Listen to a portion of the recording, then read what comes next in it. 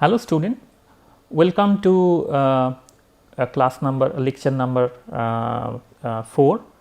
In this particular lecture, we are going to cover the total internal reflection that we started in the last class and the concept of evanescent wave. In the last class, it is lecture number 4. So, in the last class we find that a total internal reflection can happen. So, this is N1 and this is N2, where N1 is greater than N2 and this angle theta 1 is greater than the critical angle theta 2. Critical angle theta c. Then we have the total internal reflection. So, that is the phenomena we discussed in the last class. It is called the total internal reflection. So, we have sin theta 2 is equal to N1 divided by N2 sin theta 1 with the condition that N1 is greater than N2.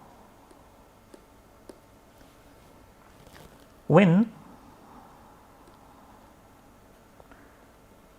theta 1 is equal to theta c, that means at the critical condition, I can write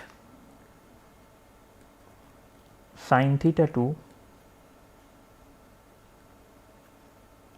as N1 divided by N2 multiplied by N2 divided by N1, because theta 1 in that case sin theta 1 was simply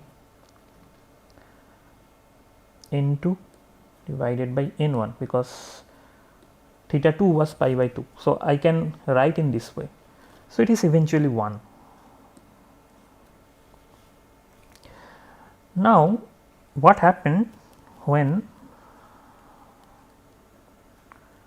theta 1 is greater than theta c? That is the condition for total internal reflection. Total internal reflection, this is the condition. Under this condition, obviously sin theta 2, which is equal to N1 in general into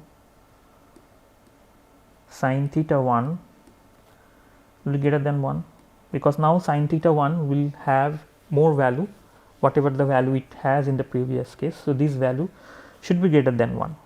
If it is greater than 1, then we can have a complex value for cos theta 2. If I calculate cos theta 2 or sin theta 2, so some complex value is coming here.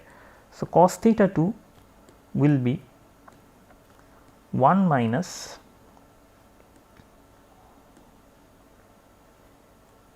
sin square theta 2 whole to the power half,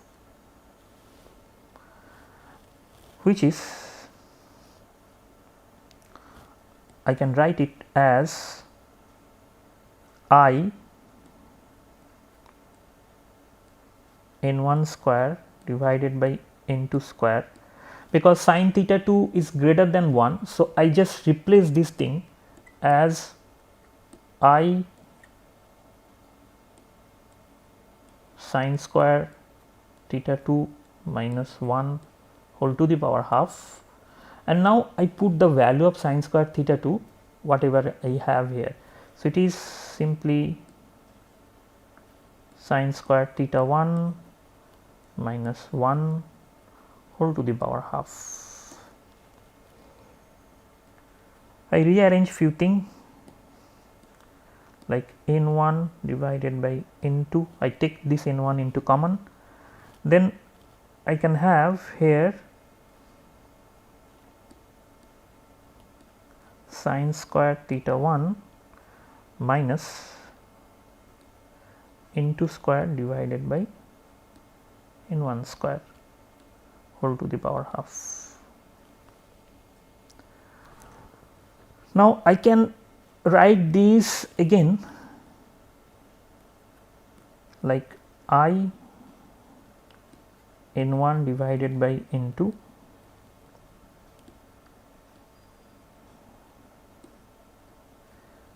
sine square theta 1 minus n2 square divided by n1 square. I can write as in terms of critical angle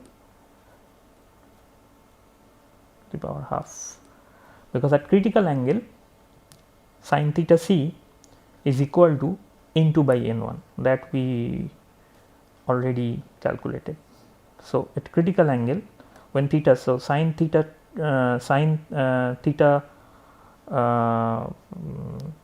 n2 by n1 is basically sin theta c. So n1 sin theta c is equal to n2. So sin theta c is equal to n2 by n1, and I replace this n2 by n1 as sin theta c. So I can see that the value of cos theta is become imaginary, which is expected, but because of that we will going to find something interesting which is called the evanescent wave.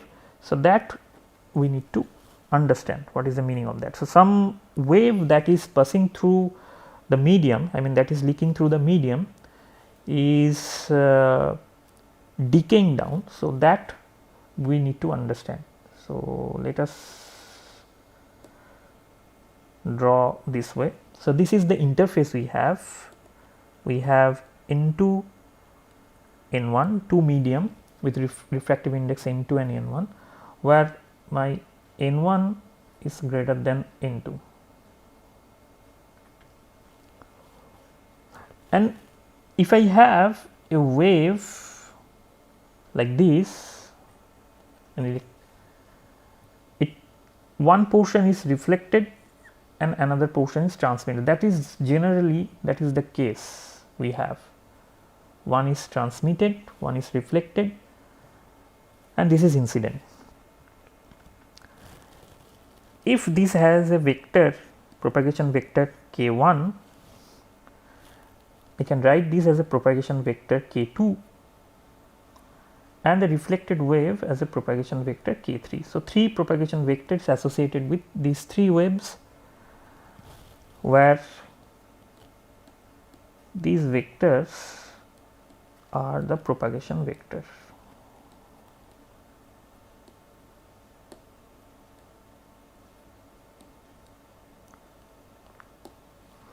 Propagation vectors for three waves: incident, transmitted and reflected. Now the electric field for these three waves can also be represented. I write as Ej is a general electric field like E0j e to the power of I vector j dot r minus omega t, where this index j is for 1, 2, 3, where 1 for incident wave, 2 for transmitted wave and 3 for reflected wave. Now the k vector, so now I need to put one coordinate system here to make, because I am now dealing with vectors, so I should divide this vector into three components. So I should have a coordinate system. Suppose this is my coordinate system. Along this I have z, along this I have x, and y is perpendicular to the plane of z and y. So this is, if this is a plane, then y is perpendicular to that plane. In that case, whatever the vector I have, k1, k2, k3, in general kj, I have three components. One is kjx is the x component of kj with unit vector x, plus kjy of unit vector y, plus kjz of unit vector z. This is one, and r vector is simply the position vector. So I can write is according to our coordinate system. I have this plus y cap z plus z z cap. So these two are the vectors, and I write in a component wise. Now if I consider that these three are in the plane of yz, then the y component is not there. So on xz plane, y is equal to 0. So if y equal to 0, I do not have any kind of y component. So entirely the system is now became a 2D system. And if I calculate E2, which is the transmitted wave, especially now calculate E2, which is this one, this is my E2, where this is my E1 and this is my E3, the electric field associated with this wave. Now if I want to concentrate only on the E2 waves, that is which is transmitted, and we will going to put the total internal reflection condition to find out what is the fate of this E2 wave, what is going to happen to this E2. So E2 field is represented explicitly according to our notation is this. It should be k2x x plus k2 z z, mind it, y component is 0. I should have a bracket here, and then minus of omega t.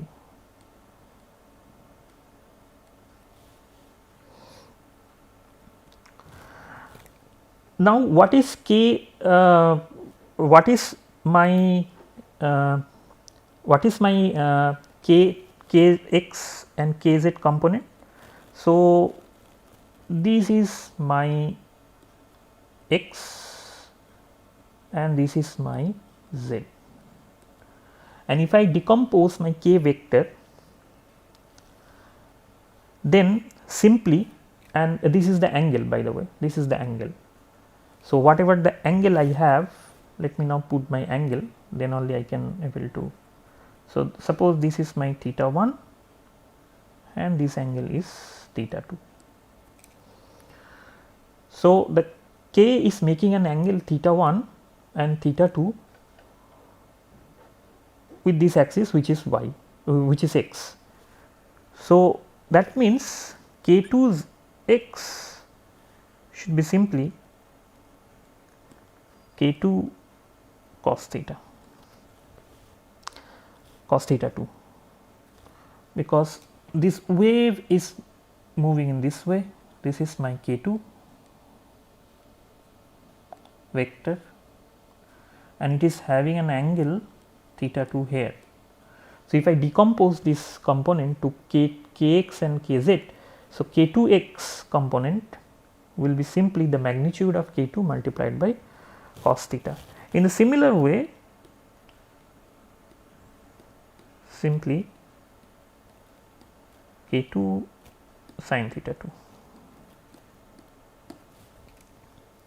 Now I am going to put these value here into the equation, but before that I need to put the condition of total internal reflection.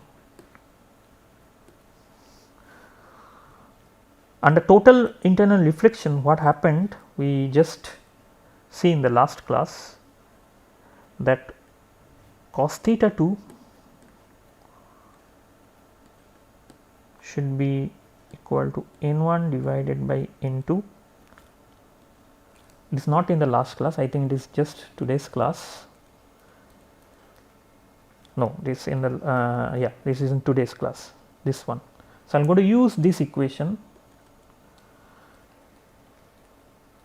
and it is simply I into n1 sine square theta 1 minus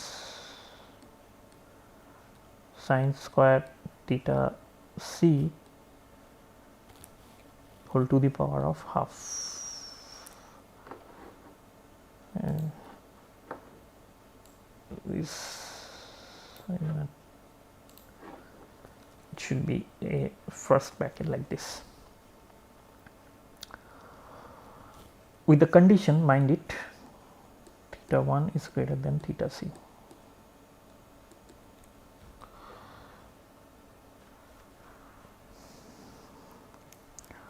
Well, we know that k2 is a propagation vector in the medium 2 having the refractive index n2.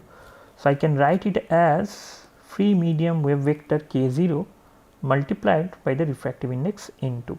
So it should be simply omega divided by c n2. This is the way we write the propagation. This is amplitude of the propagation vector k2 in the medium 2 where the refractive index is n2. So k2 x, which is k2 cos theta 2, is now written as I omega c n1. I just replace this value of k2 here. So into is going to cancel out because it is omega c into, and here we have n1 multiplied n1 divided by n2. So it should be omega c multiplied by n1, and then sine square theta 1 minus sine square theta c whole to the power half, a term like this, which we already derived. Now I write this entire term, whatever the term I have, as alpha. It is I alpha. So my alpha is something like omega c n1, then sine square theta 1 minus sine square theta c whole to the power of half. So I have k2 a complex kind of term. So whenever I have a complex kind of term in k2, then it should be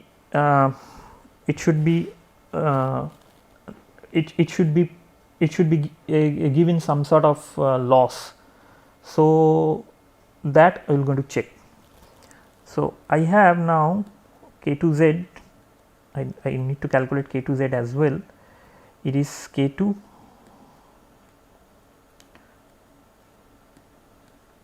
sine theta 2, which we calculated, which is omega divided by c, because k2 is omega divided by 2, omega divided by c multiplied by n2. So that we are going to calculate, put it here, sine theta 2.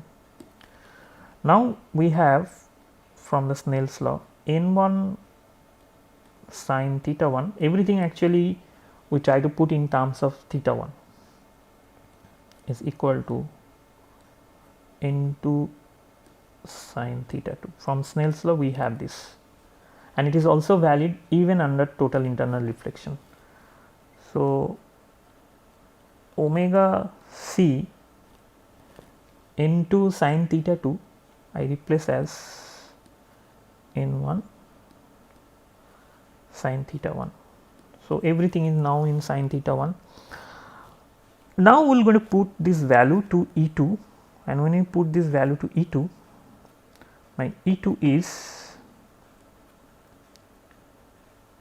E20 vector sign e to the power of I. Now what value of k I get? K2z, this value should be K2z, this value should be K2z multiplied by x. K2z I find as I of alpha, so it should be I of alpha multiplied by x, and the other term K2x, this K2z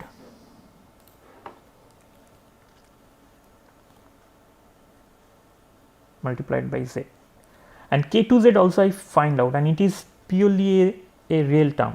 K2 is purely a real term because omega is a frequency real, c is the velocity of light real, n1 is refractive index which is also real, and sine theta 1 in this case real, because in total internal reflection this is the case.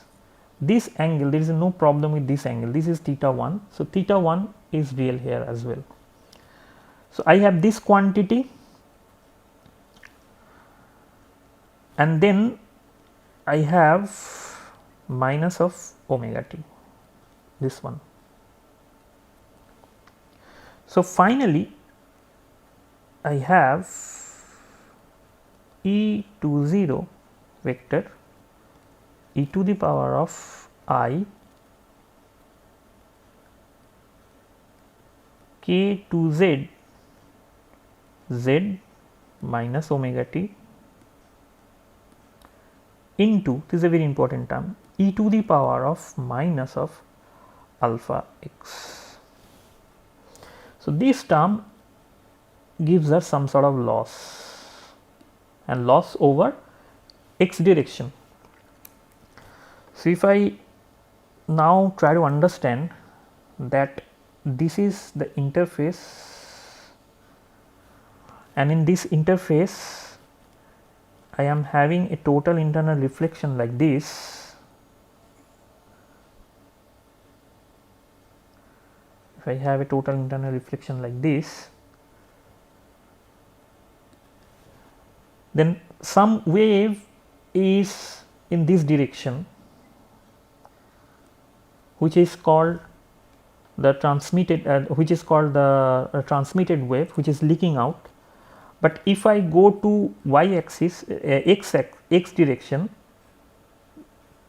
according to our notation this is x and this is z direction. So wave is moving along z direction over this surface, this portion, fine.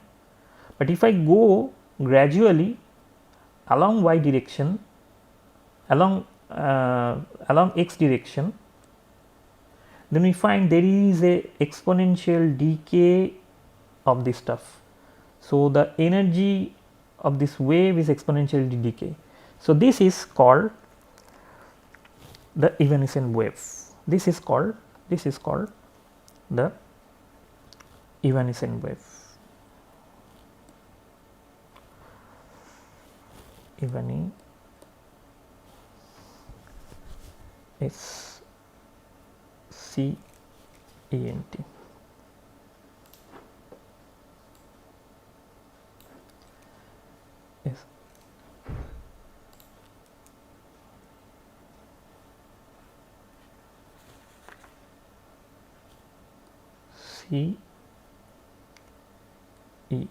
evanescent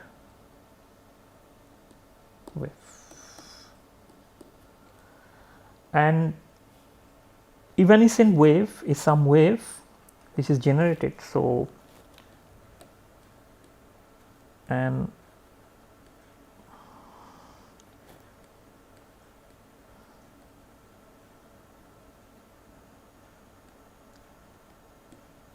wave is generated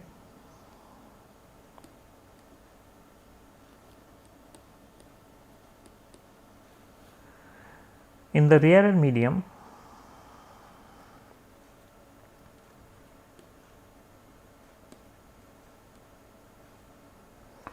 when a beam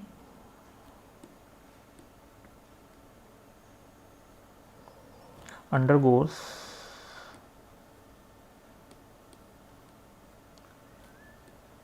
a total internal reflection. Note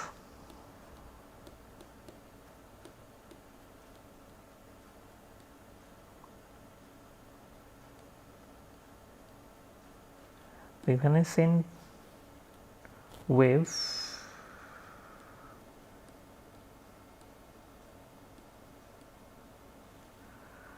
propagates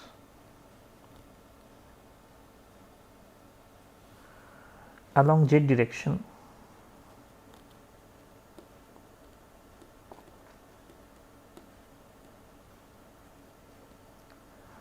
and the amplitude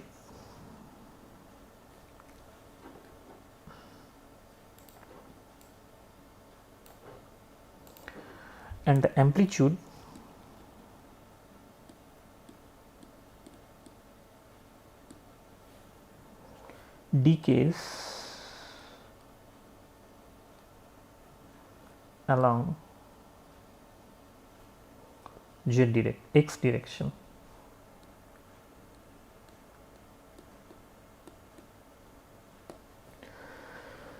So, I have an evanescent wave that can propagate along z direction. So, this is our z direction and it basically decays in y direction. In this direction it will go into decay, and that is the feature of the evanescent wave.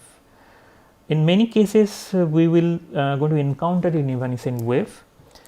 So, in the future classes maybe we will going to find what kind of structure we have where evanescent waves can generate. It is a very important concept.